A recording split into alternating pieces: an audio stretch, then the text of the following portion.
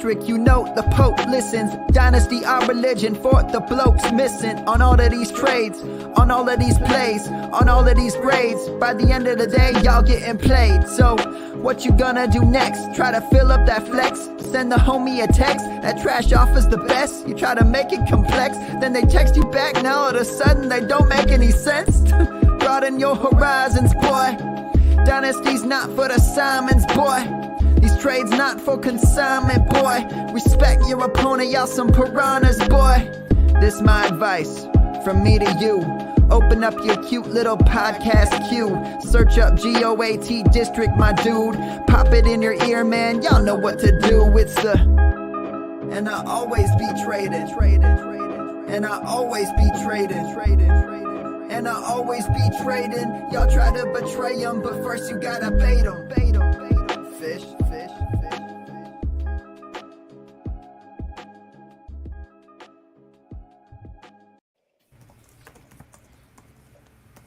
What is up, Fantasyland? We are back for our yearly special edition of It's a Trap. Dan, how many years? What are we on? 3, 4 of these we've done now with Noah? I think this is the third for sure. I think this is the third.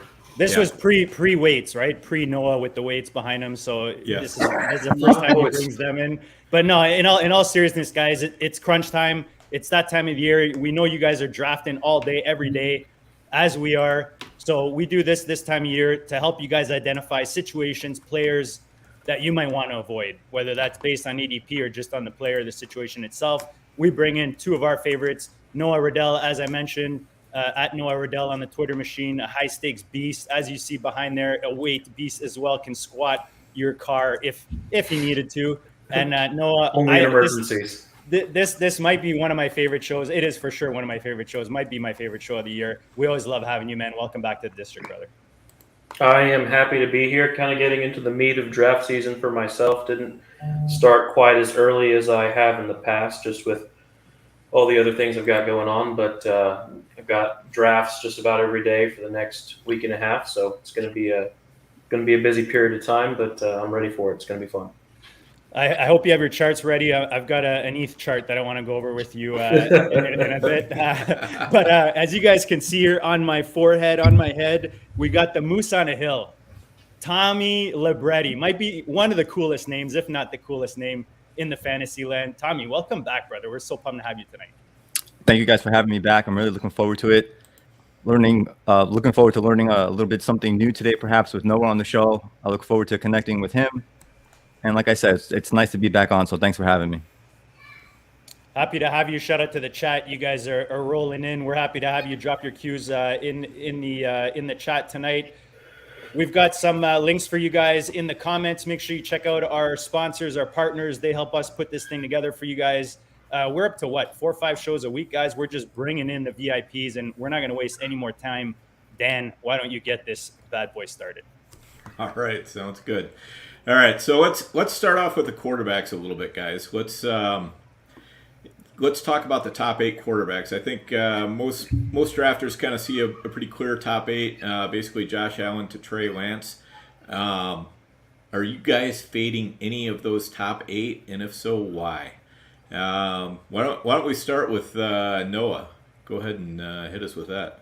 Yeah, I think the top 8 is I can see why they are the top 8. I understand why people are taking them there. I think the one that I'm the most cautious with, the one I probably won't have much of at his ADP, is actually Joe Burrow, and that's mostly just I think there's a wide range of outcomes for that team, and I think expecting him to somewhat underperform expectations is a reasonable way to play it, especially from a health standpoint. I think there's the biggest flaw in his game is that he holds the ball way too long, and their offensive line is a little bit better with bringing in Lyle Collins, but I don't think that I expect Joe Burrow to hold up for the full season, especially with some of the health issues he's already been having. So of all the guys in that group of top 8 at ADP, I'll probably have the least of Joe Burrow.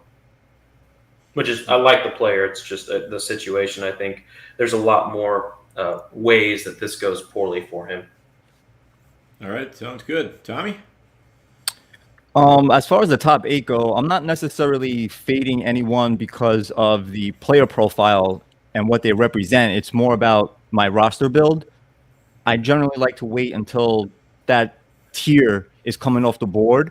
And once the first 5, 6 guys go, that's when I start focusing in and cross-referencing, my draft sheet, my player ranks. And if I have a specific target in mind, if you want to call Lance the number 8 on that list, he's a guy that I'm looking at a lot. And if he's still, lingering around during the drafts in that 7th round, 8th round or so, I'll definitely pounce. But I'm definitely monitoring where those top 7 guys are going, and I'll make my move from there. All right, makes sense. JD? Top 5 are tier for me up to Murray. If I can get the 5th guy and it's in a good spot, I'll take it. I don't have a lot of the first guys as much as I like them. I've got to force my builds when I'm taking one of these guys in the 3rd or 4th round. But I do like getting Murray because he usually falls as the last one. I have quite a bit of Burrow just because, people are off him this year, I find. I do think this team keeps throwing the ball. And, health aside, I don't see why they stopped doing what they were doing last year when they got to the Super Bowl. And I mean, this guy's he's just getting started. So I see improvements with Burrow. Yeah, I agree with Noah with where he ranks in the top 8. He is the 8th guy for me. But I also fit him in with like the guys going after him, like Russell Wilson, Brady, and Prescott. So I think if you can get, whether you want one of those guys, because, and maybe you can ask these guys about kind of Eric's bully quarterback in these 1 QBs where he wants 2 of these guys. I like to get one and then I'll take one later. Or if a guy in the 2nd tier falls, I'll take them as my QB too. But I find there's so much depth at QB. I'm curious to see what you guys think about taking 2 from these top tiers when it comes to quarterbacks in a 1 QB. For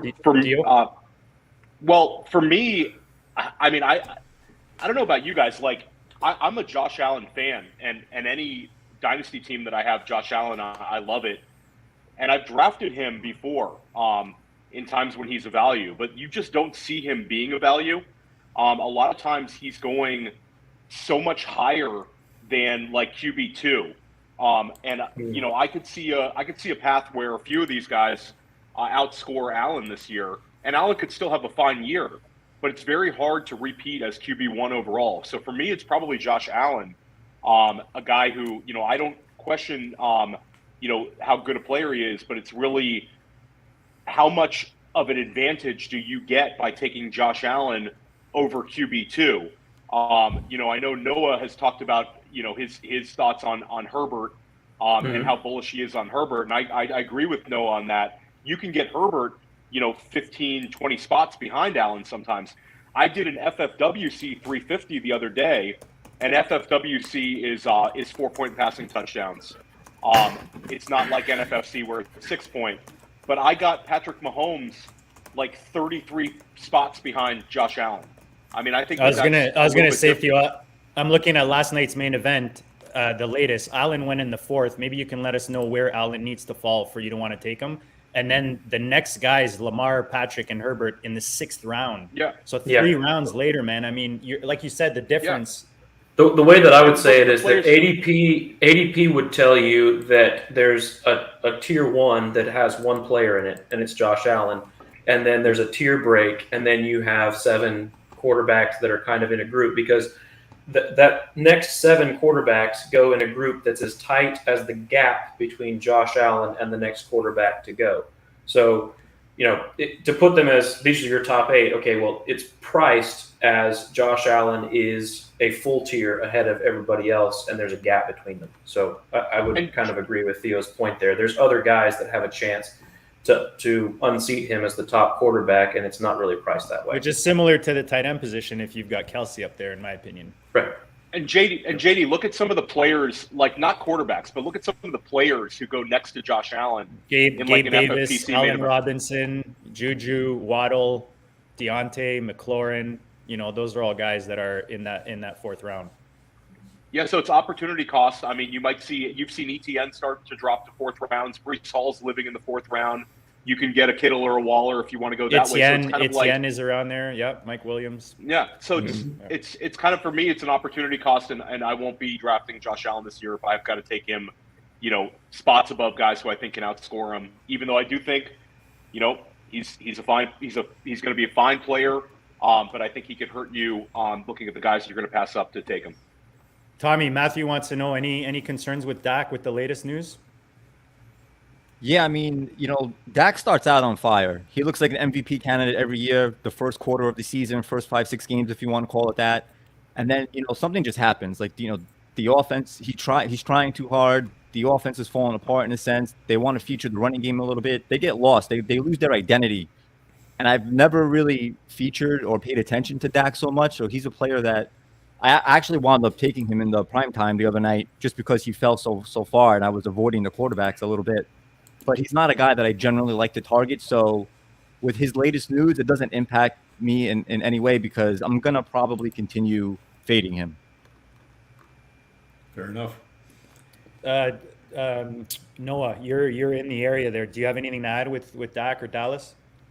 Well, I think that they got rid of his second best offensive tackle and his second best receiver in order to continue to pay a bad running back. And, I like the player. It's just his number 2 receiver right now is probably Noah Brown, maybe Jalen Tolbert. They got Dalton Schultz, who's he's okay possession type tight end, but CeeDee Lamb is going to get all the targets he wants. He's going to get 10 targets a game, most likely. He might push 200 targets this season because they don't really have anybody else. It is promising, I would say, that Michael Gallup so far has avoided the PUP list. So they could have saved a roster spot by putting him on the PUP list for the first 4 games. And so maybe there's some hope that he's back earlier than we've all been thinking.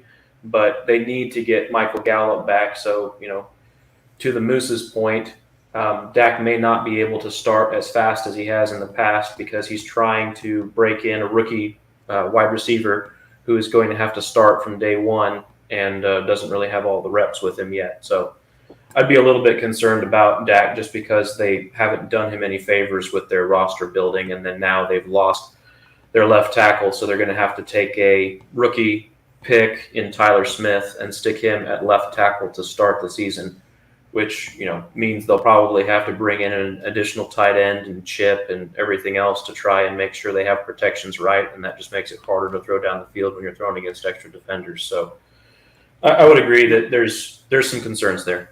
What do you think are the odds that Dak ends up using his legs more as a result of all that? Not great. I think he'll use them more than last season for sure. Last season he wasn't quite healthy, but his first 3 seasons in the NFL he had 6 rushing touchdowns each season. I would expect him to be under 6 this year, but and as far as rushing yards, he'll probably be lower than he averaged in his first 3 seasons, but definitely more than last season. He's a lot healthier than he was last year. So it would give us just kind of a ballpark on his rushing yards. Are you talking like 300, 400? I have him at, I think, like 348, something like that. Okay. So 348, 2017 days. And for those who don't know it, Noah is in the Dallas area, so he's very plugged into the Cowboys and what's going on there. So, that's if you're wondering why we're asking him all these specific questions, he's probably the guy with his ear to the ground the best on that one. Yeah, I think Jake Ferguson might be a little bit more involved than people expect this season, early on as a blocker, but then receiving a little bit as well as their number 2 tight end. They drafted him this season, and he's already kind of gotten up to speed more quickly than tight ends typically do. Now, he's not going to be threatening Dalton Schultz or anything like that, but he's already probably a better blocker than Dalton Schultz, and so he's going to see some snaps. Okay. Good to know. Good to know for sure. Good to note in an offense is going to be looking for guys to target, right? Yeah. Dalton Schultz is going to get plenty of targets just by necessity. All right. Next question. I kind of shoved 2 tiers of quarterbacks together. We kind of have the Brady, Wilson, Dak, Stafford tier, and then there's usually a little break, and then it's Kyle Rogers, Cousins in some order. Are you guys fading anyone from that tier of quarterbacks? We kind of covered Dak, I think, pretty well already, but anybody else from those tiers that you're fading? Theo. Not really. In NFFC, I'm more apt to kind of draft a Brady. I think that it kind of works well with the correlation and the 6-point passing touchdowns. In FFPC, I've found myself drafting that top tier more often. I would be open to like a Russell Wilson team, potentially if I got really stuck using another guy. I'm not like forcing quarterback. I just think you get to a spot in these FFPC main events and football guys where quarterback is the value, where the most impactful thing is having exposure to a Lamar. Like it's like that 7th round where it's the Hurts, Lamar, Kyler Murray's down to like Trey Lance in the 8th.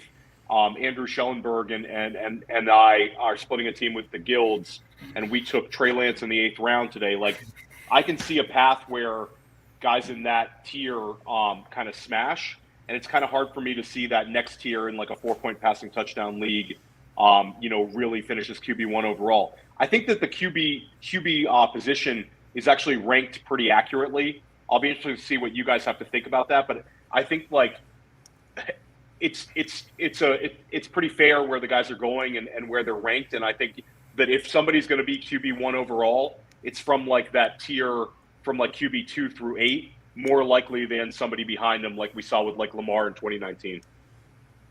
Yep, makes sense. Tommy, what you got on that? No, I think that's really well said. I think the rankings for the quarterbacks this year are spot on. They're accurate. I, as well, am targeting the Brady, the Staffords, because if you told me at year's end that one of those two guys could win league MVP, could they do it? Absolutely. And with 6 points per touchdown in the NFFC, those are quarterbacks that I generally like to target. Even if you have a guy like Trevor Lawrence, who's supposed to take the next step up, is he necessarily going to be better than a Kirk Cousins? No. So he's ranked appropriately. Therefore, I do like the majority of the quarterbacks this year. I don't think you can really go wrong unless you wait a little bit too long. There's certainly a cutoff at the end, but that's telling me that you have a powerhouse at the wide receivers, at the running backs. You probably even have an elite tight end in there. So you could definitely make up ground with waiting on your quarterbacks. And there are serviceable guys that are in that 9th, 10th round for sure. All right. Sounds good. Noah, any thoughts on that group of quarterbacks? Yeah.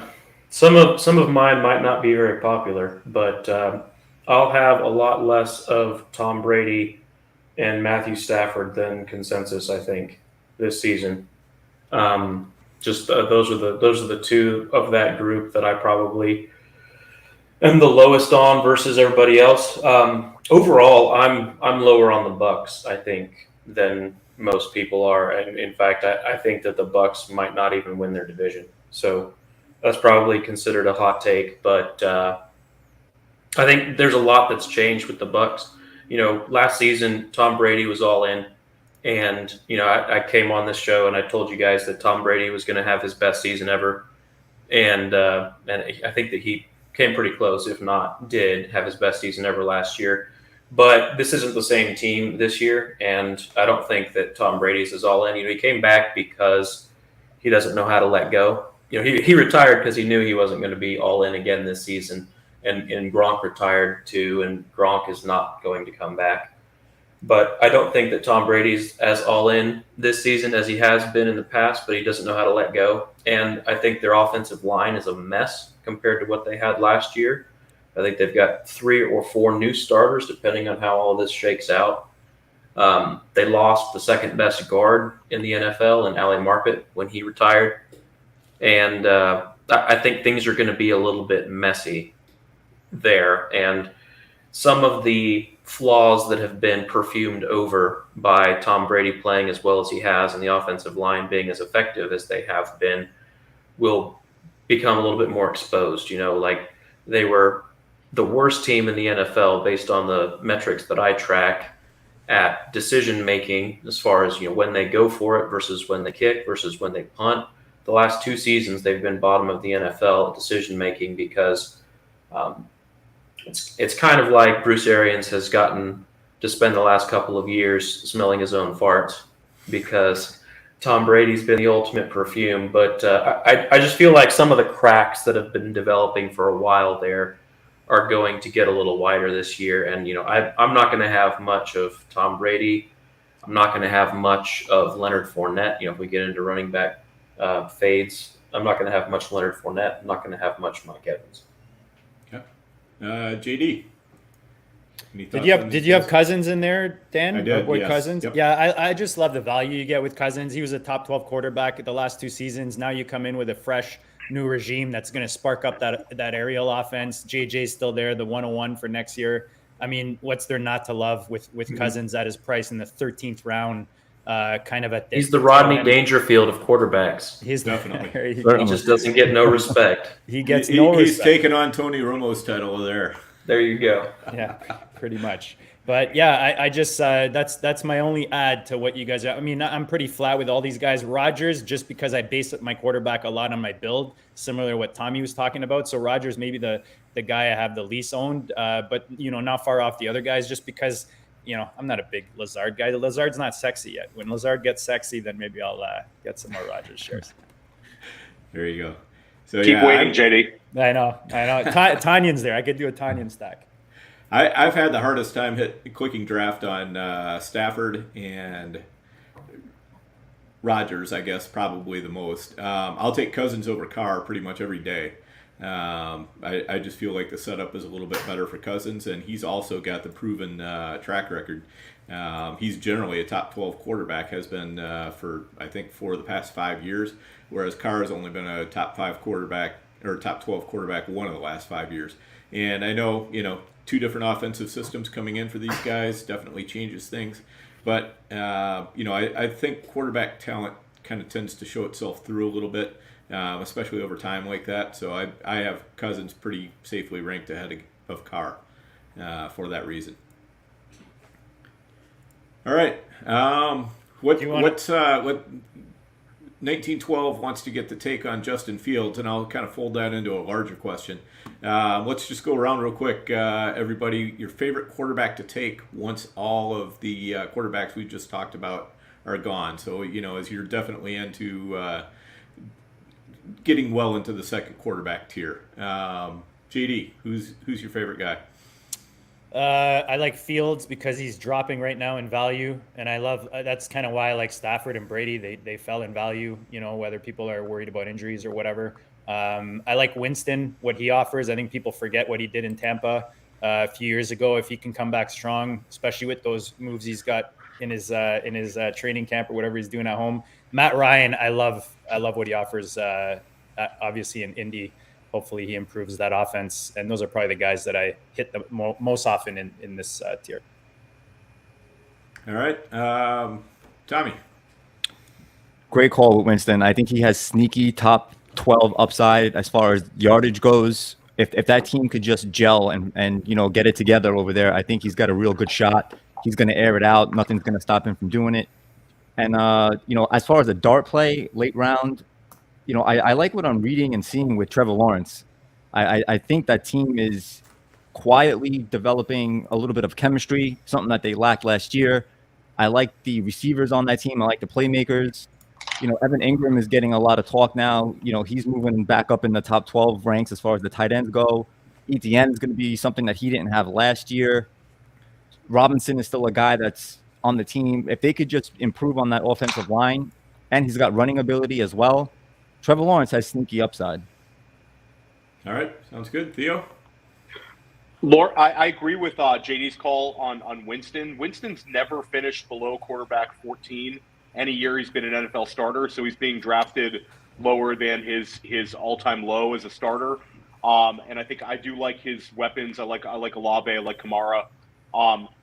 But for me, I'll agree with Tommy. It's Trevor Lawrence. I think that he's got the most upside of like that next tier. I like Justin Fields. I have huge concerns about their offensive line. And I think that the lack of weapons to go with that O-line, like they don't even know who's starting yet. It's a mess. And they might start a 5th round rookie on the offensive line. So I worry a little bit, and they certainly didn't show a whole lot on the drives that Fields were in this preseason. I know that's a very small sample size, but you'd like to see them move the ball downfield a little more in the preseason. So for me, it's Lawrence, but I like JD's call as well. All right, Noah? In that group of basically the quarterbacks that are free, I like Matt Ryan. These are guys that you can get after everyone else has already gotten a quarterback. But I like Matt Ryan in that group. Trevor Lawrence, I think, is fine as well. I actually like Matt Ryan a good amount. I think he's going to have a good season. I think the Colts are going to have a good season. I've actually got the Colts going to the Super Bowl this year. Nice. I love my that. hot takes. Love that, Noah, as a Colts. Yeah. All right. Now I've let's got- get spicy. I've got Colts versus 49ers for my hot takes. Oh, I love that. Wow. And who wins, Noah? Who wins? Say it for JD. Say it for JD. 49ers. Oh, Sorry, JD. oh, dagger in the Sorry, heart. But I like Matt Ryan a good amount. For guys that are really, Just really don't cheap. tell me they were up 28-0 at the half, please. No, it would be the Matt Ryan versus Lance? it'd be Matt Ryan versus his old coach. That's Oh, right. yeah. That's Shanahan. right. It's Shanahan versus Matt Ryan for the Redemption Bowl at that point, right? Who's going to choke the bigger lead? Great take. But then I like Daniel Jones as a guy that's basically free that nobody wants, and you can get him as maybe the 27th quarterback off the board. I think anytime you go away from Jason Garrett, there's really no direction to go but up. I think people are generally excited about drafting Jets when they should be more excited about drafting Giants. Yeah, I totally agree with that. I've got Trevor Lawrence. I take a good bit. Justin Fields occasionally. Jameis I like to take, and going way deep. I mean, if I like am doing best balls, feel like I need a third quarterback. We're down to the dregs, or I'm doing a super flex. Davis Mills is a third quarterback. I don't mind that at all either. I think he's a better quarterback than most people give him credit for. So. Baker's like the life jacket. Like he's like if you really screwed up and you got like he's the last guy I find is Baker, and then Jimmy G is like you're drowning. They threw you like a piece of wood and grab onto Jimmy G. Yeah, Jimmy G is the door, from the Titanic, and that's exactly it. Dan, you get me, Dan. You get me. Yes. So I have a good amount of super flex teams that have Davis Mills and like Davis Mills, Daniel Jones, and Baker. Just as if I'm just going with three towards the end and I faded the position, I'll take those guys. I don't mind Davis Mills at all back there. Yep, totally makes sense. I see that definitely. So let's just switch over real quick to the first round in general. Out of the usual first round picks, and there's probably like 16 of them or so that commonly go in the first round, so we can be a little bit loose with it. But who are you guys fading out of that first round? Is there anybody that you're completely fading? Let's hit Tommy first on this one. All running backs for Tommy. It's it's not going to be a popular take, but again, it has a lot more to do with roster construction than anything. But probably McCaffrey, I'm going to avoid, and it's a little on the scary side, but How dare you? he's missed. He's missed 25 games in the last few years. I understand that once you fork up these entry fees, that you want to win, and you need guys with upside that are going to take a title down, and you want to lean on one workhorse, no doubt about that. But I'm just confident that I could find that later on in the first round, in the middle of the first round, and then surround that player with the rest of the draft. And if you're picking him 1 overall, between picks 2 and 24, that's a long time to wait to try and build around Christian McCaffrey. And then if you're in the NFFC with the third round reversal, your second and third rounders, they need to be home run hits in order for that thing to really work. And I love McCaffrey. It's just that, we're all chasing LaDainian Tomlinson, and they just don't make the guy anymore. He's the closest thing I think we've had to it, but there are a lot of concerns for me, but I totally understand how you can build around him and win and have a dynamite team for sure. All right, sounds good. Theo. So I think that, Derrick Henry's the one that a lot of people are going to be fading. And I certainly haven't taken Derrick Henry But the guy that I have on this list that kind of stands out is Najee Harris for me. He goes 11th overall in the main event right now, the last few main events. But you occasionally see him in a NFFC primetime or an FFPC main event go like 7. Like sometimes people really push him up. I think there's a chance that we saw Harris's best year as a pro in his rookie year. I really like him. But again, he led the league in I believe he led the league in carries, and I know he led all running backs in receptions. And we're seeing a different Pittsburgh Steelers team now. Roethlisberger is gone. I think that they're going to try to lean on Harris, but I don't see him having enough upside that he can win you leagues, even getting him at 11 overall. Derrick Henry's an easy fade too. I'll throw him out just because of his usage and his age. However, the one thing that's kind of leading me off of that, where he's a true fade, is he was on pace for the most receptions of his career. And I think there's a chance, just a small chance, that the Titans coaching staff might find a way for him to catch 40 balls this year, which would be, adding some unknown upside to what he could do that way. He had 18 receptions in 8 games, which is one off of his career high. So I don't know. For me, it's Najee Harris. I think you can make I'm not advocating a Henry pick, but they're both kind of fades for me. But Harris is the one that I just don't see, having that massive upside that's going to win you leagues. There you go. Yeah. Adrian Peterson caught 40 balls once, allegedly, in a year. I should even say in a season, because in a year it could be somehow construed differently probably. But anyway, Noah, what you got on this one? So of the players in the first round, the guy that I'll probably have the least of is Kelsey, if we're talking about FFPC specifically. And that's just because it's similar to what Theo was talking about on the quarterback position with Josh Allen, because I kind of have Kelsey more in the same range as where I've got Pitts and where I have couple of other guys. Yeah, Andrews and Pitts. I've got those guys in the same range as where I've got Kelsey, and so for me to pay like a full round or a round and a half of premium to take Kelsey at 106 as opposed to getting one of those guys a round later, I just find myself clicking the button on someone else. I do somewhat understand taking Kelsey there, though, because once you get through the top 4, it kind of just falls into a wash of a whole tier of guys together.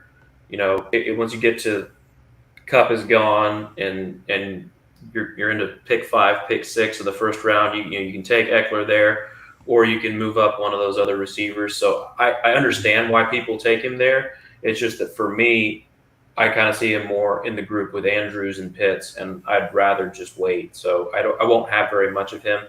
The thing with Najee and with Derrick Henry is just any way that I try and project it, the volume is still really high there unless I try to interpret their offense as being different than what it's been in the past. So, I understand them being picked where they are. I don't have a ton of either one. But from a projections and volume standpoint, I think that there's a good case to be made for them being up there. So I don't really have that many first-round fades. Jamar Chase is a guy that I don't have a ton of just because, if anything happens to Joe Burrow, Jamar Chase's efficiency is going to go way down. But I don't mind him, though. So I don't have a lot of first-round fades, but Kelsey is probably the number one guy on that list for me. All right. Sounds good. JD? Guys, smash the like button, and listener league, stay tuned for details at the end of today's amazing episode. I'm just going to add this. Then I talk about my player ownership, not because I think you guys care or anyone cares, because I walk the walk. 3% ownership on those two guys, Kelsey, Henry. All I got to say about Henry is this. Just under 1,000 rush attempts in the last 3 years, 29-year-old in a non-ascending offense. Tell me that Tennessee is an ascending offense, I might give you a little, but there's way too many better options. Opportunity cost in the first round is just too tasty for me to hit Henry more often than my 3%. And To Theo's point about potential for Henry to catch more balls, they have nobody to throw the ball to right now. So, if they were ever going to find a spot to throw the ball to Derrick Henry, having lost A.J. Brown, they drafted Treylon Burks to replace A.J. Brown, and they seem to hate him. So, and they've got Robert Woods, but Robert Woods is coming off of an injury. They have a really, really bad group of receivers right now. So if they were ever going to try and get Derrick Henry involved in the passing game, this would be the year.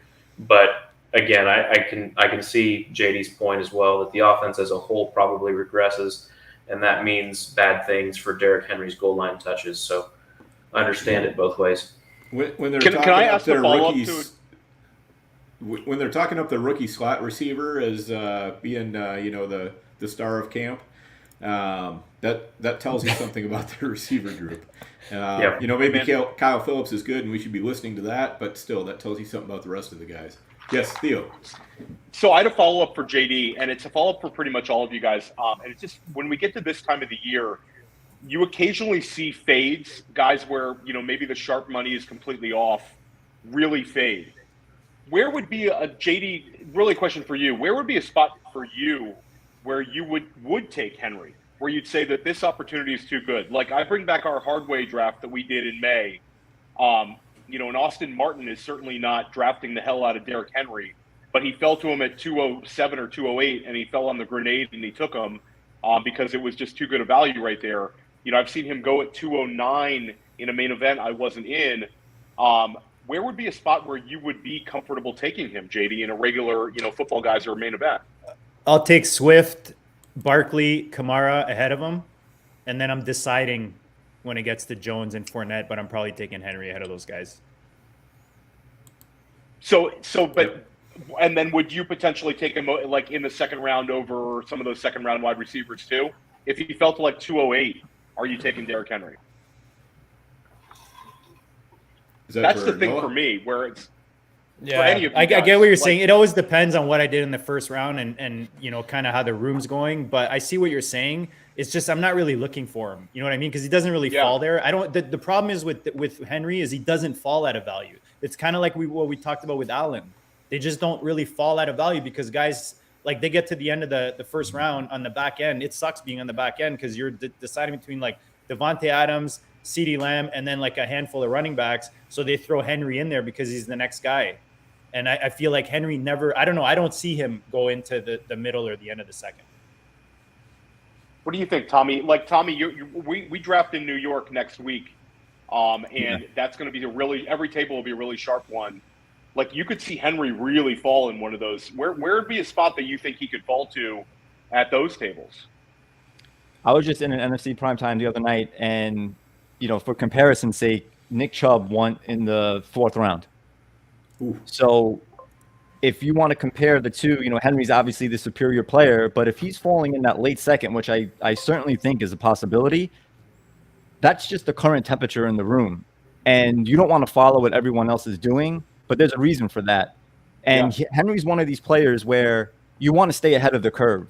You don't want to draft him this year, and then, it just breaks off now. Mm-hmm. Now that the tires are gone, and now he's just a player that's going to be in the 5th round next year. You want to stay ahead of the curve, and I think this year represents that. Well put. All right. Noah, any thoughts on that? Where would you take Henry? How far would he have to fall? I mean, once you get into the 2nd round, I'm fine taking Derrick Henry, especially if it makes sense with the rest of my build. Like if I've gone Stephon Diggs or CeeDee Lamb in the 1st, I don't have a problem taking Derrick Henry in the 2nd. I mean, really, he's going to be a top 6 running back, or he's going to be injured. Yeah. If he stays healthy, I don't really see a whole lot of outcomes where he's not really good. So right, you know that you're playing him if he's in the Titans lineup, he's in your lineup. Yeah, 100%. Yeah, you're starting him every week. So yep.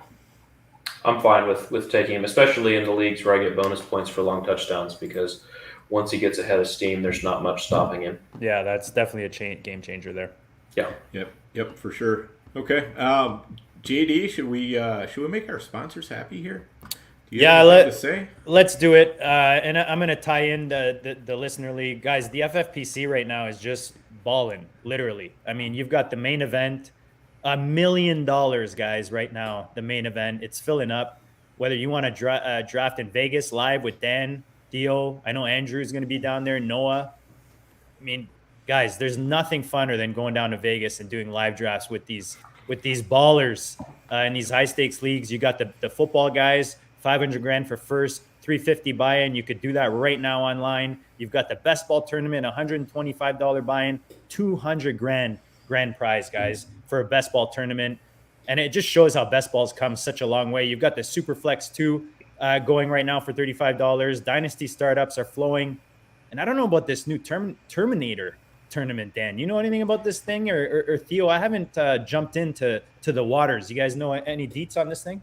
Yeah, I've done it before. It's kind of a fun little tournament. Basically, you start off with it's almost like best ball, in that you don't have any waiver runs or anything like that. So for those of us who have way too many waiver runs already, that becomes very appealing.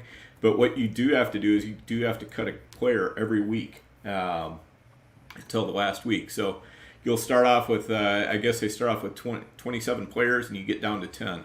And then the top 4 from each league through week 13, through week 14, then the top 4 from each league make it into an overall championship chase.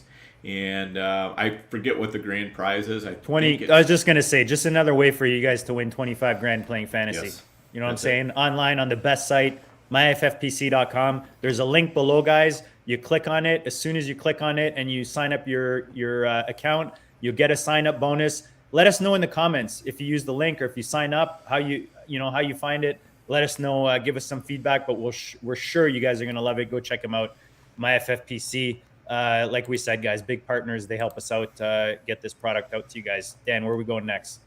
All right, so let's hit running backs. Let's just go around real quick. Who are your total fades at running back? And JD, why don't you start us off? Fades at running back. Who are you fading completely? Yeah, I talked about Henry. Zeke is another one that I have not drafted much. Akers, I was early in the season, just backed off completely. Those are kind of, I mean, it's hard to say fades. Like a CEH is a guy that I fade. I don't fade often. Like I'm usually based on where they're going and the, all the other stuff that we kind of consider when making decisions. But those guys I am fading when I'm looking at the first, kind of that first 8 rounds of the draft. Okay. Noah, who you got for fades? So I already mentioned Leonard Fournette just because I'm lower on the Bucks than consensus. I feel like Leonard Fournette is being mostly drafted at his ceiling, not close enough to his floor for me to be that interested. He typically goes mid to late second round, and ahead of guys like Nick Chubb and some other players that I'm more interested in. I would much rather just take a wide receiver or a tight end in that range. I'll take Kyle Pitts over Leonard Fournette any day. So I'm not going to really end up with much Leonard Fournette. And then I really don't like the running backs that are going in the 4th or 5th rounds. So I think Cam Akers is a total fade for me because I think that they're changing things a little bit in LA and they're going to have both running backs play where in the past, whoever's been the healthy guy has played almost all of the snaps. I think they're moving away from that a little bit this year based on all of the things that they've been saying through camp. And I think Cam Akers has been one of the worst running backs in the NFL while he's played on a just like per touch efficiency standpoint, from yards created or EPA per play, all that kind of stuff that I look at. It's been, Cam Akers has been pretty consistently at the bottom of the list. So, if he suddenly has a year where he finds it again, that's great, but I'm not going to have a lot of him, and I'm okay with that. I'm also not taking much of David Montgomery. I'm not taking much of Breece Hall. So that whole 4th, 5th round set of running backs is a fade for me. You might get pushed back on one of those round 4 running backs from Theo or one of us. You guys thinking Breece Hall? Yeah, but Andrew's got a question for you there in the chat. Okay, what's the question? He's asking, did you squat yet? You gonna show us a squat or what? Probably not a squat. I did deadlift, and I'm probably not going to do a deadlift right now because I've got 415 pounds on the bar, and I don't want to do that without warming up. If you guys want to see like an overhead press or something like that with some 90-pound dumbbells, I could do that. I think we got to close out the show like that because Andrew's in the La Quinta Hotel gym right now, and he's trying to match those stacks, but I don't know. Okay. Yeah, we can do some overhead presses later if you guys want to do that. Andrew's got like one channel working on the TV. Yep.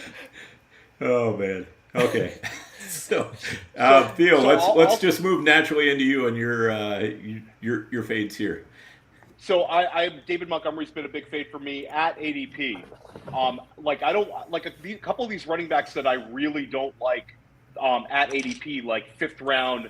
We're looking at David Montgomery is 58 or something, 58 overall in main events the last few days from Monday through Wednesday. I'm definitely not taking him there, but I have taken him in the NFFC where he falls to like a ridiculous place where you're getting him in like the end of the 7th round. So I really don't like his situation, but I think structurally it can work for you in other formats. So I don't want to call guys straight fades. It's more fades at ADP. And I'll kind of push back a little bit on Breece Hall. Like Breece Hall now where the correction goes to the 5th round, like depending on your roster construction, I think there's a scenario where you can get by a slow start for Breece Hall. And I think like the idea of taking Breece Hall is kind of like you see a smash over the last 8 games, kind of like rookie year Miles Sanders, where he really closes out well. That would be kind of my pushback on that. But again, most of the time in those ranges, I'm taking a wide receiver. So, that's for me. I agree. Like the fades of the guys at ADP. Like it's the Jonathan Taylor. It's Theo. It's the Jonathan Taylor dip. Remember Jonathan Taylor coming in, the Hines hype. Well, everybody bought Hines. JT was falling 2nd, 3rd round for like a short period of time. The Marlon Mack, like the people were scared off because of Marlon Mack. Like I get it, and I think that I agree with Noah where the Jets offense could have like, some. It's not like they're going to set the world on fire, but I think like Breece Hall has the two-way ability where once it gets going, like let's put it like this: I think we're taking Breece Hall next year in FFPC drafts in the top 18, 20 picks. So I think he's going to do enough to show us, what he's about. And I don't think I couldn't put him as a fade. But I agree with you completely on K-Makers. I think that's a great call by Noah. I think that's going to be an ugly situation for people who drafted him early. Andrew and I are in a main where he went like in the 4th round. It was gross. David Montgomery, like I said, Zeke, I don't want any part of him at ADP, but hey, if those guys fall to crazy ranges, like Tommy the other day, Tommy, where'd you get David Montgomery in that prime time? He won with the 5th pick in the 8th round. So there you go. And that's a great value. And for the way you draft, that was a fantastic pick. Yeah, I had Singletary inserted there because he's a player that I'm targeting in that range. And when Montgomery fell, I was saying to myself, this is not a player that I like to build my rosters around, but the discount is just too good to pass up for the potential range of outcome for him. So I let Singletary go and wound up taking Montgomery. I mean, in my ranks, they're not separated by much. It's 1 or 2. But again, just for price alone, I felt like I had to do that, even though he's not a player that I'm looking at. All right. So to follow up on Breece Hall, I think he's going to be sharing with Michael Carter much closer to 50-50 than people expect, especially early. And, one of the other problems that I have with the Jets offense is that I think Joe Flacco is their best quarterback. Sounds like it. Yeah. And they don't really want to play Joe Flacco once their other guy's healthy. So I'm not excited about it. I mean, I've got Breece Hall down with like Rashad Penny just as far as where I have him projected. Now, I think he's a lot more, I think he's really talented. I think he's really good, but I'm not drafting much of the Jets. And where I've been drafting, I've seen Breece Hall usually going around the 406, 407, somewhere in there. And it's just at that price, I would much rather take a good receiver and then, come and address running backs later. There's actually running backs that I like, 8th, 9th, 10th round, just as much as the guys that are going in the 4th and 5th. So I don't feel the need to take a running back there. One guy I have none of is Dameon Pierce. Dan, are you on the rookie running back in Houston? I'm not off him, but I've struggled to get him. Yeah, that's kind of exactly how I feel. Yeah. I don't know. Part of it may be a lot of the drafts I've had. I've been in the 10, 11, 12 hole, and it seems like when it comes around to me, I'm not quite ready to take him, and then by the time it comes back to me, he's long gone. Yeah. So, that it sometimes just works that way with players. And JD, I think he's one of those. He's heading up though, JD. Like we saw him in the sixth round, Dameon Pierce. He's getting a little spendy. Yeah, I just took him in the 9th round in a draft today. Not bad. Yeah, that's great. That's great. I have a good amount of Dameon Pierce overall. Yep. Let's see, Tommy. We didn't get to you on this one yet, did we? I'm sorry, Dan? We didn't get to you on this question. Fades in this running back total fades. Did we get to you? I threw a Montgomery mention out there. Yep. Okay. Nick Chubb is another guy. Yep. Just, every year it's the same story with Chubb. He's a great player, great natural runner. But for what Cleveland's showing you their hand every year and what they want to do. They have a top offensive line. Now the fact that they don't have Watson for a good portion of the season, they're just going to run the football, and they're going to do it well. That's how good that offensive line is. But, I fear that that team even favors Kareem Hunt. There's dedicated drives that they give to Hunt. It's not even a spelling situation. If Hunt's hot, Chubb is going to ride the bench for at least a couple of series. And, his price is getting a little bit tempting now. And to Theo's point about, the main events, I feel he's another player that's going to be dropping, but not a player that I'm interested in. Yeah, Chubb is one of those players that I'm consistently fading. It's not that I dislike the player. I just dislike the ADP because he's so one-dimensional. Mm-hmm. And usually where he's going, I can get players that I feel a lot better about that they can score in different ways. There's more outs for them to be a good pick for me than Nick Chubb, who I just basically need to get lots of yards and lots of touchdowns. Exactly. Is it lack of ceiling, Dan? Lack of ceiling with Chubb? No, I wouldn't really call it lack of ceiling. I'd just call it like it's just a narrow path to that ceiling is probably the best good way to put it. Yeah, it's a good way to put it. Okay. So players I've been fading, J.K. Dobbins, he's still not healthy. That definitely worries me. I tend to fade running backs coming off ACLs their first year back anyway. He's saying all the right things, but it sounds like Mike Davis is going to be carrying a lot of the load for the first couple weeks anyway. Montgomery we talked about. Josh Jacobs we talked about a little bit. Clyde Edwards-Helaire. I just can't buy into it. I think Davis Maddock had a really good series of tweets just kind of talking about the Kansas City running backs ever since Mahomes started, became the starter for the Chiefs under Reed. And, I mean, it's a consistent mess. And it's a meat grinder. Yeah, exactly. And so the last thing I want to do is to draft the most expensive Chiefs running back. So it's kind of like the old Patriots thing. You don't want to draft the most expensive Patriots running back. I don't want to draft the most expensive Chiefs running back. So I'm out on him. Same kind of thing in Philadelphia. Miles Sanders. I mean, this is a three-way committee. And Clyde Edwards-Helaire is in a three-way committee most likely as well. And when you're talking about three-way committees, I probably don't want the first guy out of that committee, just in general. So, give me Kareem Hunt 2 rounds later. Yeah, exactly. Kenneth Walker, also fade due to that injury. I just, I don't know. I have enough problems picking the right players. I don't need to add injuries that already exist on top of it. So. Dan, I want to bring attention to the Buffalo backs because Tommy and I had a bit of a chat about that. Okay. Where are you on the Buffalo backs, Dan, with Cook there and Singletary and what he showed us at the end of last year, and now Moss coming back in the picture? I have drafted a good bit of Singletary. I've kind of been laying off a little bit more lately since Moss has been coming back into the picture. I do have some Cook, but I'm probably heaviest on Singletary, and I do expect Singletary to probably have the most usable weeks at the end of the season. But it could go a lot of different ways there, and again, part of the problem there is Josh Allen is also one of the running backs when it comes to the goal line. So I've seen really Cook go ahead of Singletary in a couple of main events. Yep. Yeah, so I mean, Singletary's a guy that there are definitely situations where I'm like, hey, I've been going 0 running back or something. I'll take him in that range where he's going for sure. I just feel like if I'm drafting a Buffalo running back to start him in a league that I have to manage, something has gone terribly wrong.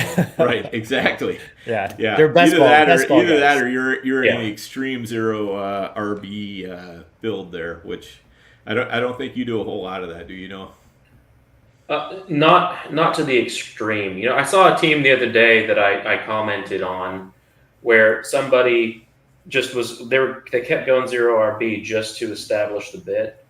And when you're drafting, your 5th and 6th wide receivers, and it's guys that are not going to help your team, like, you've got 6 receivers on your team already. Why are you taking Treylon Burks instead of getting a starting running back? Then, pinning yourself into a bunch of running backs that you probably should project for 0 points week 1.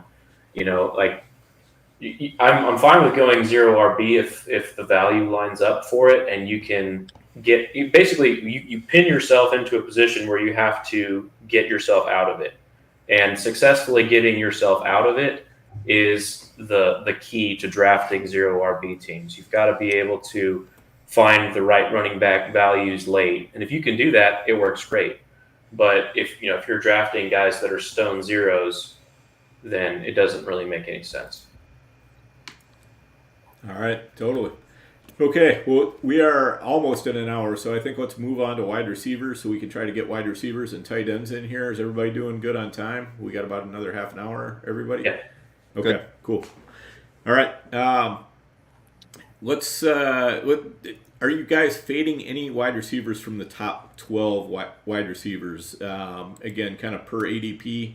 I think we all have a pretty general idea of who those receivers are, so we can be a little literal with that. But out of top receivers, who are we fading? Theo, who do you got for fades? Anybody in the top 12?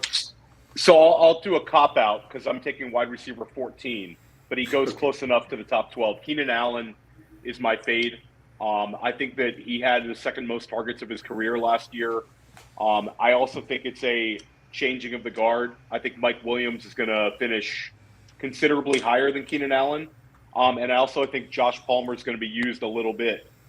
So you have basically a situation where Keenan Allen, even if his targets go down 10%, I think he's going to finish like wide receiver 24 type range. I don't see a whole lot of like upside scenarios unless he has like a weird touchdown year. So for me, it's Keenan Allen, but draft Mike Williams. All right. Tommy. Seem in that range as well, like, lower tiered. I'm fading AJ Brown. Just a player that I never really targeted. Oh, wrong answer. Hold on. Dan, don't worry. I got one. Hold on. Check, please. Or is it this one? All right. I think it's all right, Tommy, any words for us on your way out? Hey, you made it to 2 shows. That's good. That's not bad. It's not about AJ Brown in the top 15-ish. It's just that top 10. I have a hard time with him because where he's going, I just love Michael Pittman. And I would have a hard time taking Brown over him because I get what AJ Brown's doing for this offense. He's the perfect receiver for Hurts when he's out scrambling, but he's just so physical. And during the course of his career, he's gotten banged up. And I hate to keep reverting to the injury bug because that's not how you want to draft, but it's something that plays a role in your mind, especially where he's surrounded by Pittman. He's surrounded by Higgins. He's surrounded by Waddle. These are receivers that I really like versus an A.J. Brown where I've yet to see a full season scope of work to really pinpoint his projections correctly. they're almost never what they're going to be on your paper. It's there. It can happen. I just don't like him in a top 10. Top 15, top 20, yes. All right. Fair. And for the rebuttal, JD? RB6, I mean, wide receiver 6, man, AJ Brown. I think he's such a value. I think he's going to eat all kinds in Philly. People talk about how great this offense is going to be. You see Hurts going way ahead of where you want to take him in pretty much every draft. Where do you think that's going to go? I mean, I just think this offense, they brought him in. They're paying him money. Yeah, you've got the whole what did you call that, Dan? The breakfast narrative or whatever it is, dinner, whatever the hell it is. They go out together and go to movies or share their popcorn, whatever it is.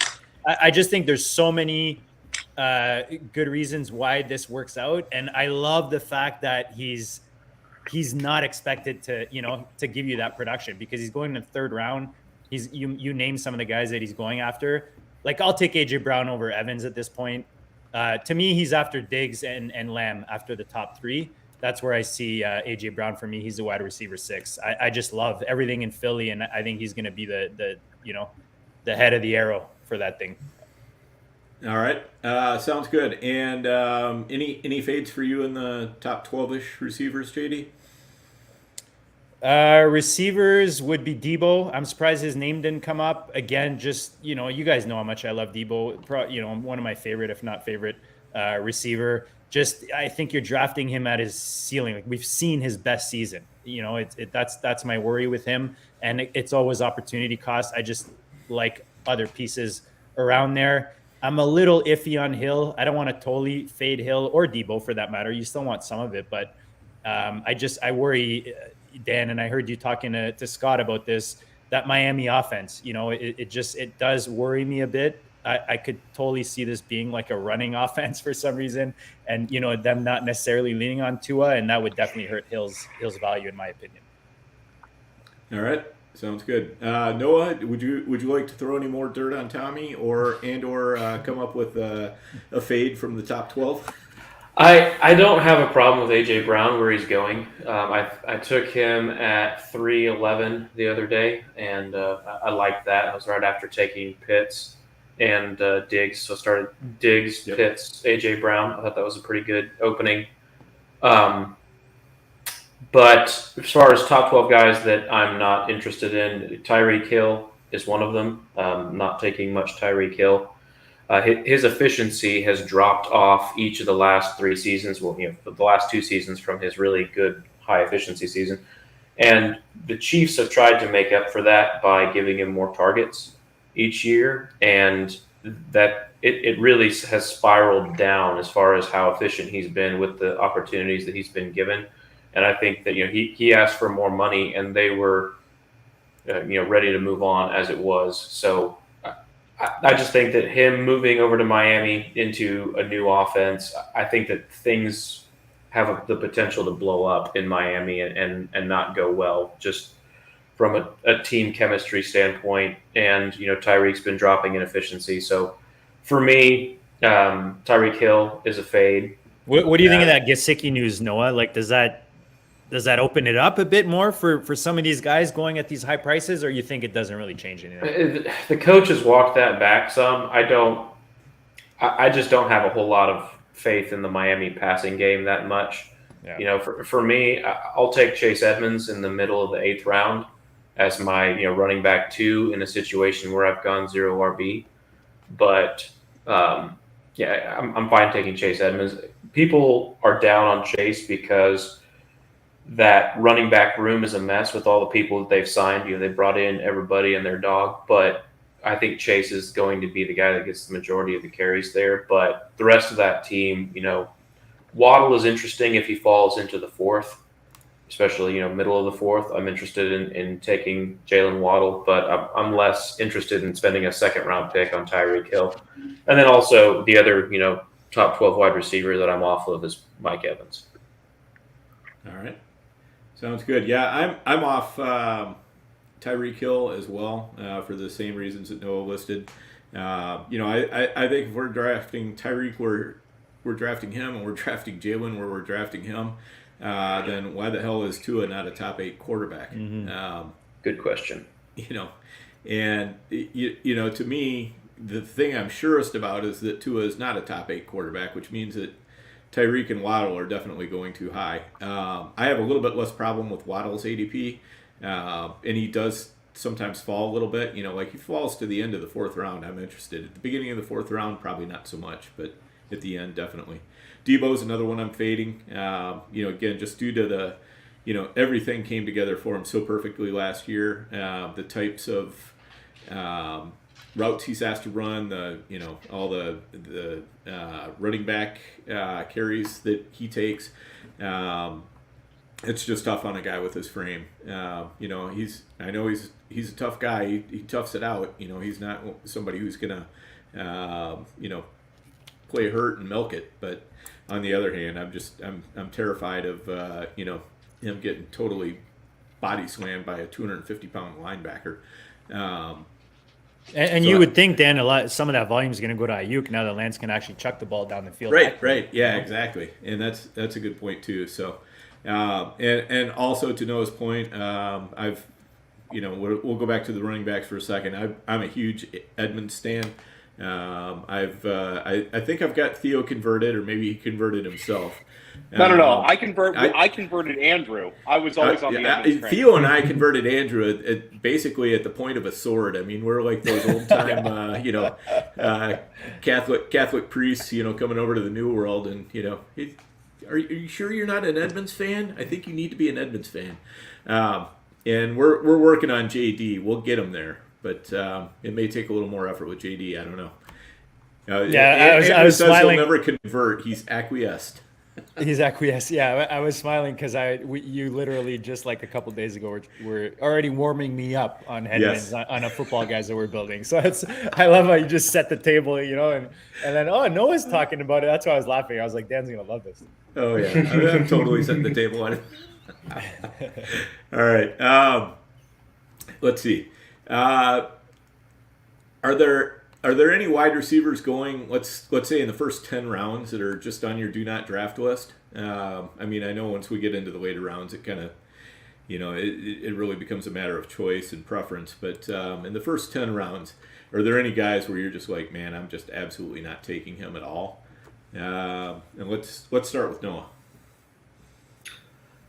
First 8 rounds, probably Treylon Burks. I'll let that situation develop. I feel like somebody's going to draft Treylon Burks in most of the leagues that I'm in, and probably half of those guys will end up dropping him before he's a value anyway. Because if Treylon Burks is going to do something for you, it's going to be later in the year. So he's going to be one of those guys, I think, that maybe somebody drafts him, they hold him for 4 or 5 weeks, and then they get into bye weeks and they say, I need to drop somebody to pick up a kicker, and they'll drop Treylon Burks, and that'll be the time that you actually want to invest in him. So in that range, probably Treylon Burks is a guy that I'm not going to have much of, just because I don't have high expectations for the early season.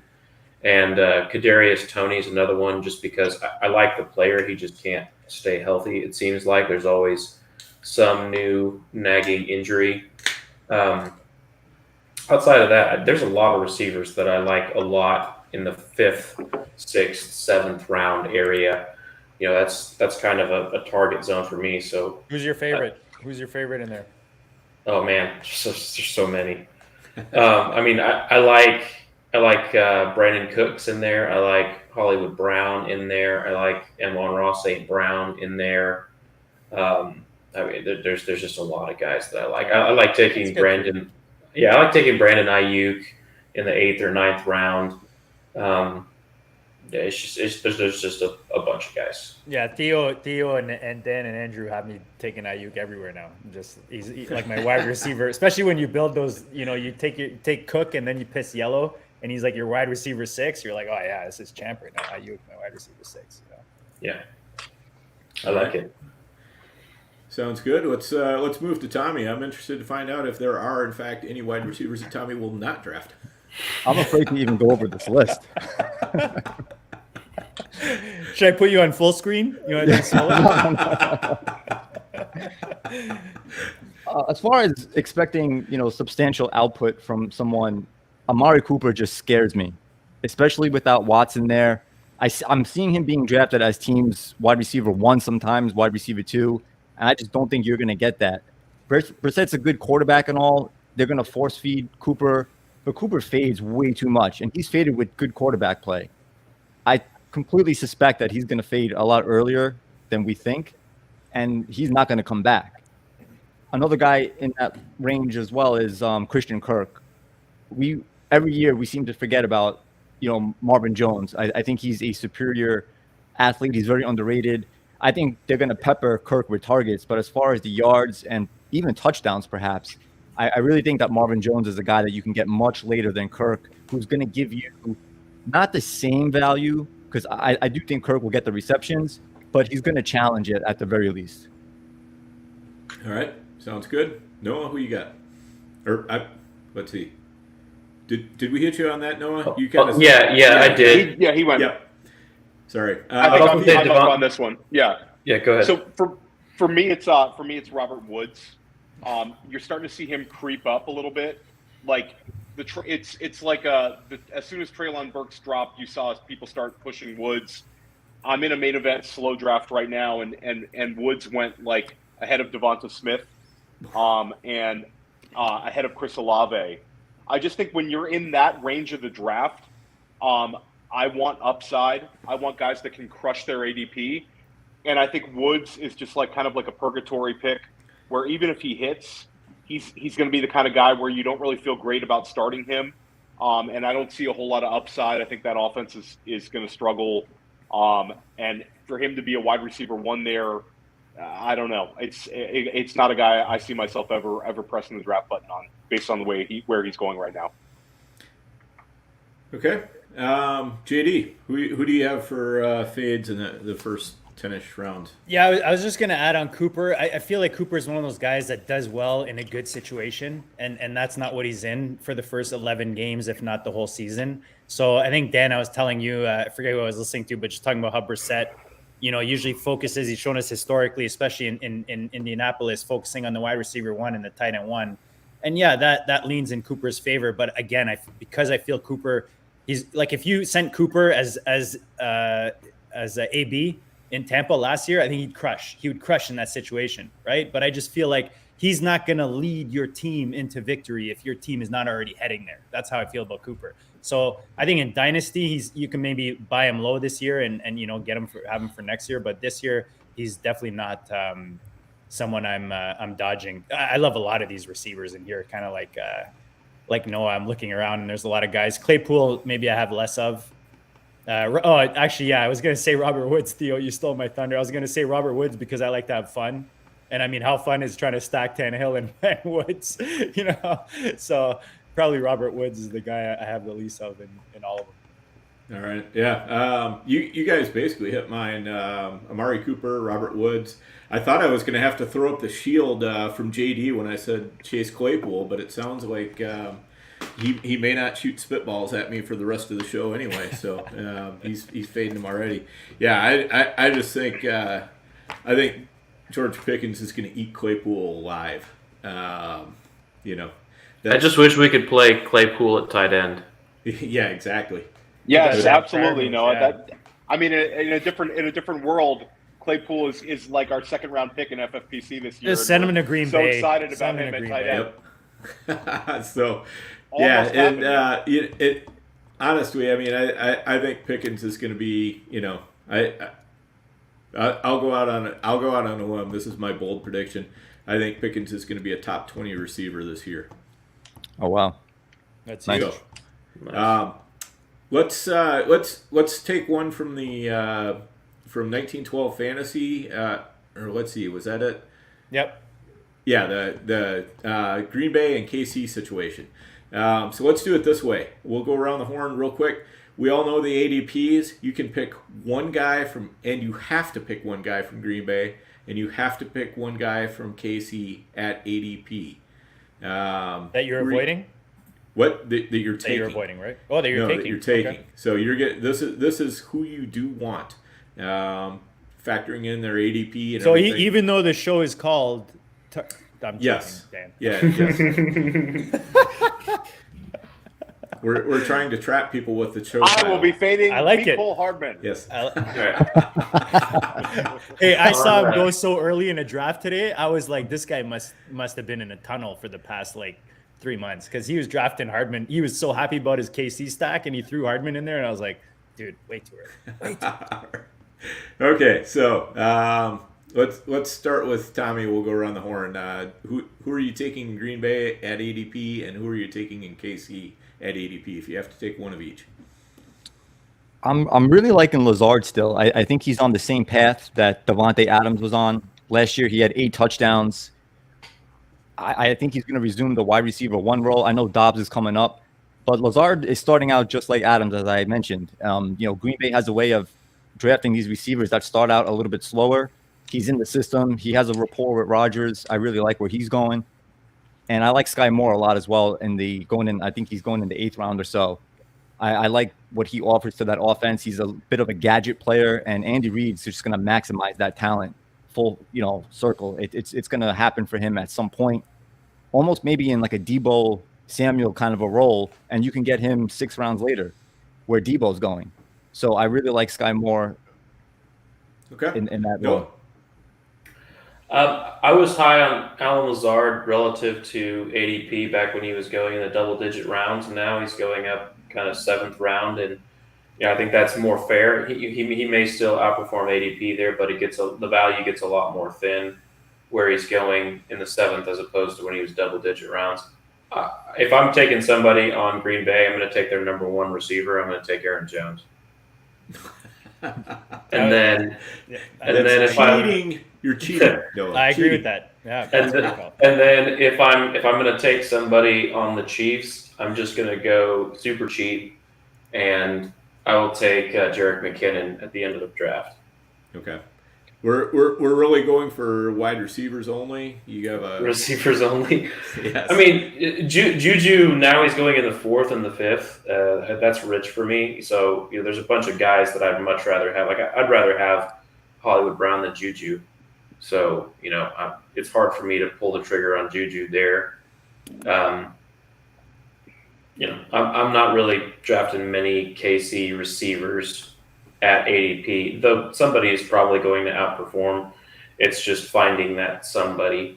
At MVS, I guess you could just take cheap and hope that he catches a few touchdowns for you. I think MVS is going in the 12th or the 13th. So if I'm taking a receiver, it's probably MVS just because he's cheaper. And then running backs, though, I'm going to take whichever one's the cheapest. So, Pacheco, it was fine to take him for a while, but now that he's moved up into the 7th or 8th round, I'm not taking Pacheco. I'm going to take Jerick McKinnon. All right, 15th or 16th. Theo, who you got for Green Bay? So receiver? it's funny because 2 months ago I would have never said I'd be drafting Alan Lazard, but you kind of find out like how you really feel about somebody when you're on the clock. And I've taken Lazard 3 times in the last maybe 3 weeks. I took him twice in NFFC OCs, and then I took him in an FFWC 350. And he just kind of goes in a range where you could see him really beating his ADP. Like he's wide receiver 34, and I think it's not going to take a whole lot for him to be wide receiver 20. He's 6'5", he's like 215. I think he's got a chance to do some work in the red zone, and Rodgers is calling him out. So it's easily Lazard for me. And then I kind of agree with Noah where I like other receivers around him more, but I still think that Juju is probably my favorite pick there. I think that he's going to be okay.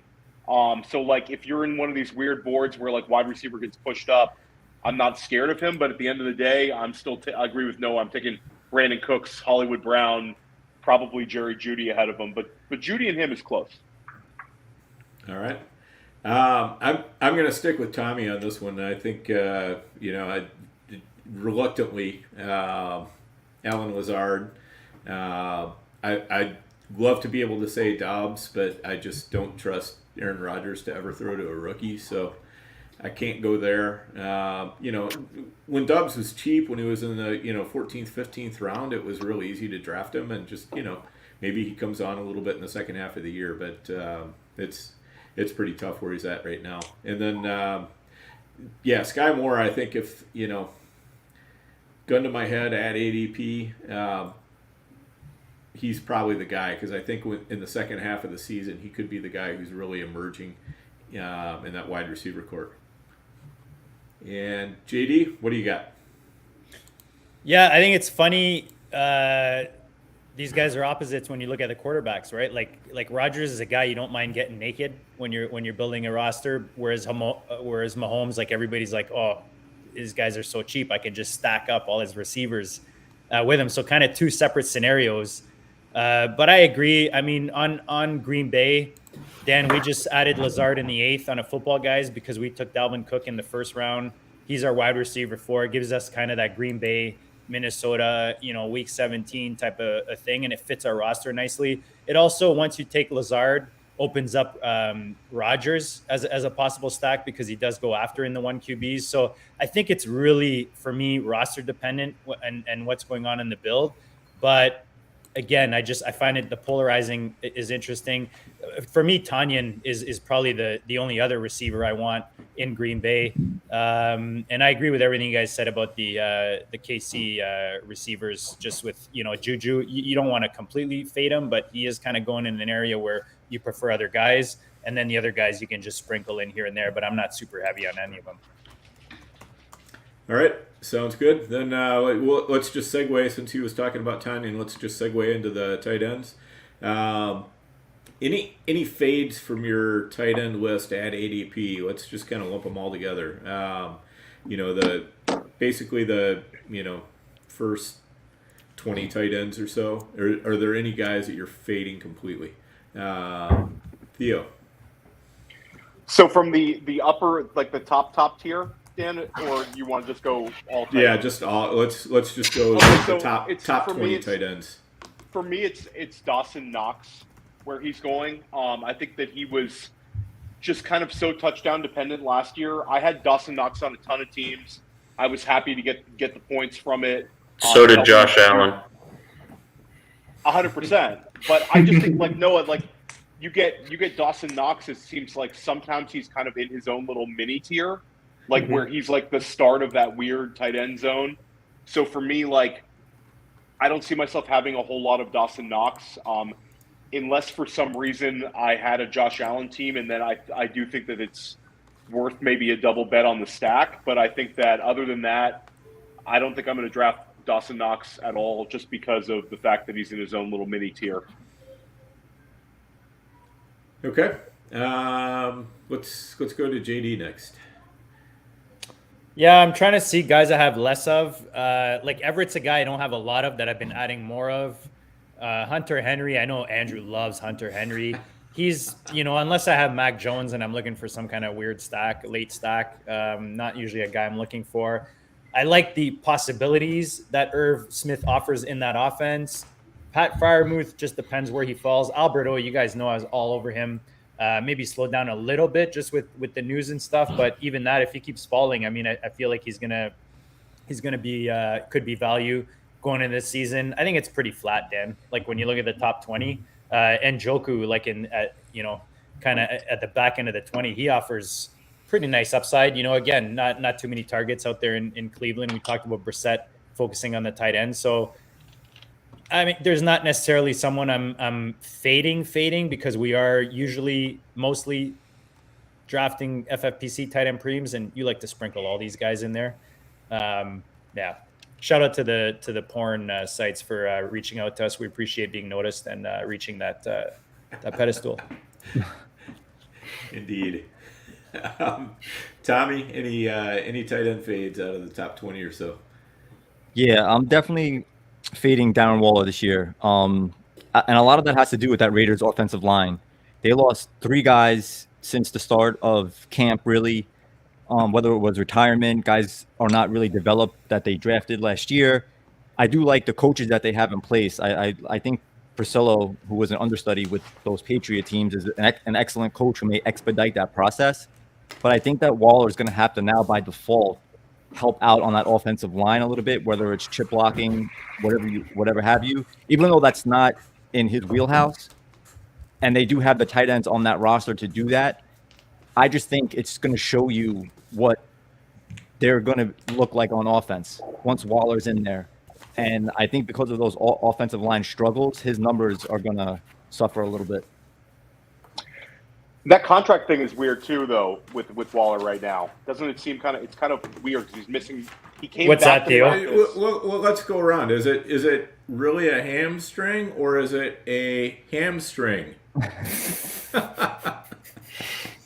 There you go. It's weird. Yeah. It's a weird one. Yeah. I think he wants a new contract, but I don't think he'll hold out of real games, but he's holding out of camp. And he probably wants it before the season for Adams takes all his targets. Yeah, Yes. a little bit of that going on. All right. Okay. Noah. I'm not taking much of Darren Waller either, just because he usually, in FFPC, he goes at the end of the second round, and that's pretty rich for me. End of the second, early third. I'd rather take some other guys there.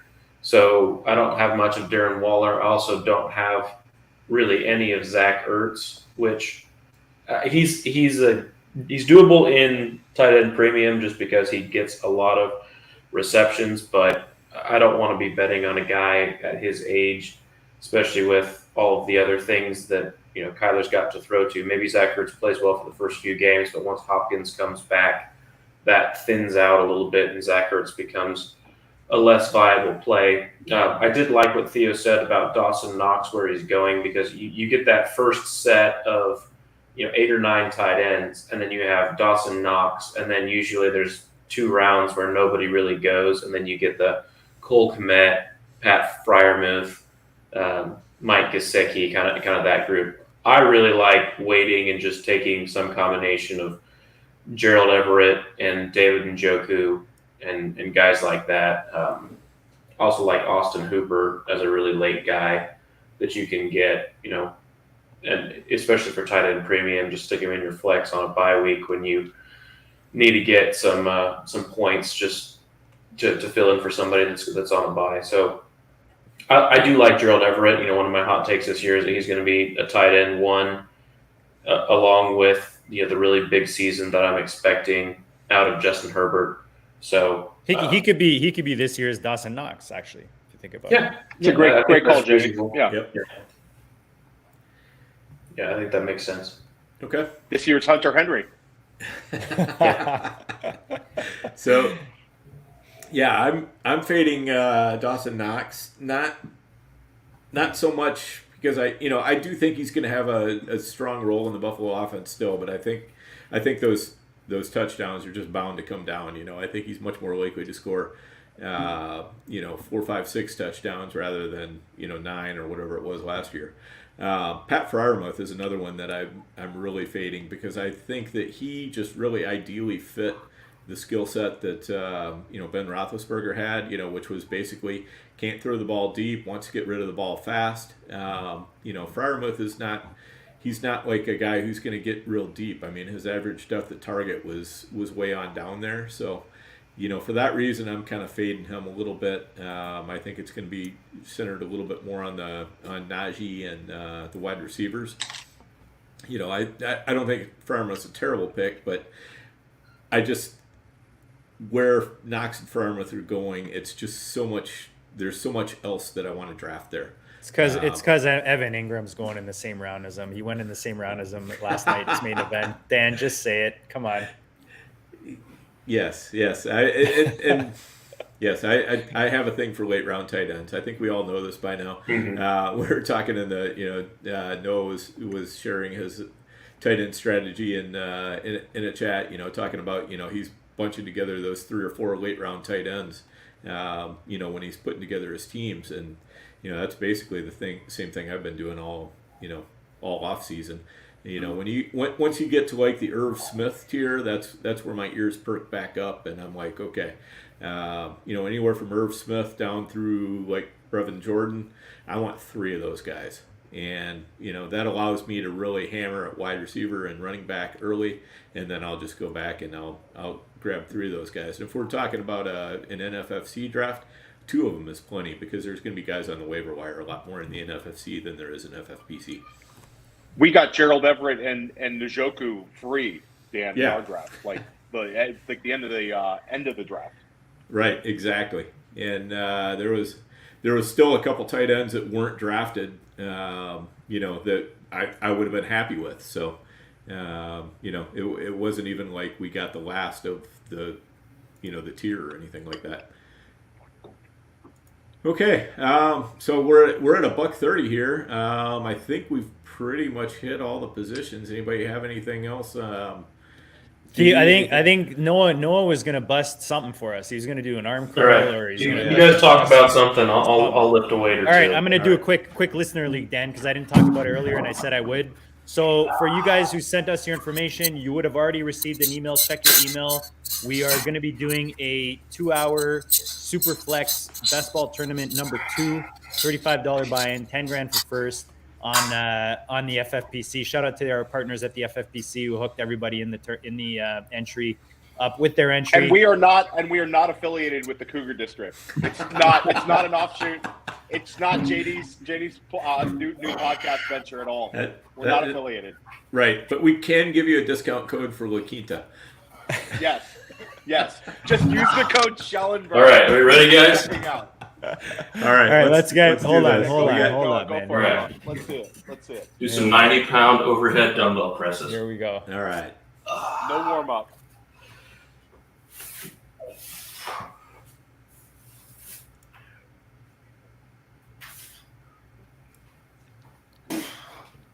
Excellent form by Noah too. I'll comment. Yes, love it.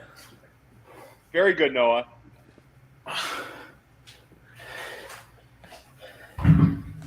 I see you're trying to avoid doing the Ken Walker there.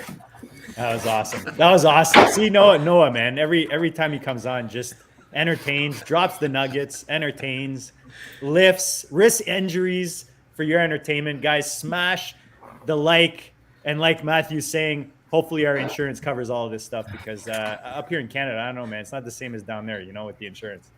Yeah, that's an easy lift. No problem. This has been a blast, guys. Like I said, always one of my favorite shows. Noah, remind the peeps where they can find you. Noah's an awesome follow, guys, on Twitter, whether you're into fantasy, into crypto, into anything, man. Noah's just one of those deep guys that once you get to peel the layers, he's got a lot to offer. So make sure you follow him on the Twitter machine. Noah, remind them your handle, my friend. Just Noah Ruddell, Ruddell, easy. Easy peasy. Tommy. I just post about what I want to, so if you like it, stick around. If you don't, there's the door. Totally. Oh, you guys will like it for sure. Tommy, Moose on a Hill, appreciate the goods, brother. Remind the peeps where all your goodness is dropped. Easily becoming one of my favorite dudes out there in fantasy. We appreciate you coming back again on the district, brother. Awesome. I really appreciate you guys having me. It's been a lot of fun. You guys can check me out on Twitter at Moose on a Hill. I put out a podcast once a week. Spotify, iTunes, Moose on a Hill, one word. High Stakes Fantasy Football Podcast. Every Saturday that comes out with a new episode. I think I'm going to keep it going into the season. Maybe do like a waiver wire kind of a show or some sort. And maybe if you guys want, I have a 3-pound weight here. There you go. If you stay tuned, I can show you what I can do with this. I dare you to squat it. Link up with Noah as well. I learned a lot from him just by listening to him on the show. So I look forward to syncing up with him in the future. Yeah. Guys, check out Tommy. Check out Noah on the Twitter machine. Check out Dan, the overhyped sleeper. No E on the man on the end. The guy's drafting like it's nobody's business. Theo, the OG fantasy. The man is an animal. That's the only way to describe Theo. He's an animal. He's drafting. He's booking guests. He's all over the place. He loves fantasy football more than anyone you know. I would put anything I own on that. Theo, tell the people what's coming next on the district. So tomorrow night I'll be drafting an FFPC main event with Biplap Mandel, who's a well-known FFPC player, really sharp guy. He's a former guest of the show, and we're going to be splitting a team out of the 11 hole. And then Monday night we're going to be doing a live FFPC main event. The four of us, Andrew, Dan, JD, and I. We're going to be doing a Millie Billy's, and it's going to be awesome. And then next week we have the auction show to end all auction shows with NFFC Hall of Famer Chris Eibel and Jack Hahn. along with the overhyped sleeper, who I would put up against anybody in the high stakes auction realm. I'll put Dan up against anybody. So those three guys together, it'll be the best auction podcast you've ever listened to. There'll be actionable information for anybody who plays auction, and really anybody who plays high stakes, because Jack Hahn and Chris Eibel are absolute killers who have made, 6 figures plus easily. The two of them, they're extremely sharp. That show's going to be fire. And then I'm also going to have Jacob Sanderson on next week for a press coverage. And then we will see the return of Dwayne McFarland soon on a date to be announced. Nice. And guys, go check out press coverage. Theo sat down with Dalton Cates and Dan with Scott Pianowski from Yahoo Sports, one-on-one. Just some tons of goodness, guys, in both those episodes. Go check them out. Make sure you subscribe. Theo told you all the goodness that's coming up. We appreciate all you guys. We just passed 500 subs on YouTube. We appreciate all the support from you guys. Keep it coming. We're going to keep it coming in your face to help you guys win your leagues this year. We'll check you all later.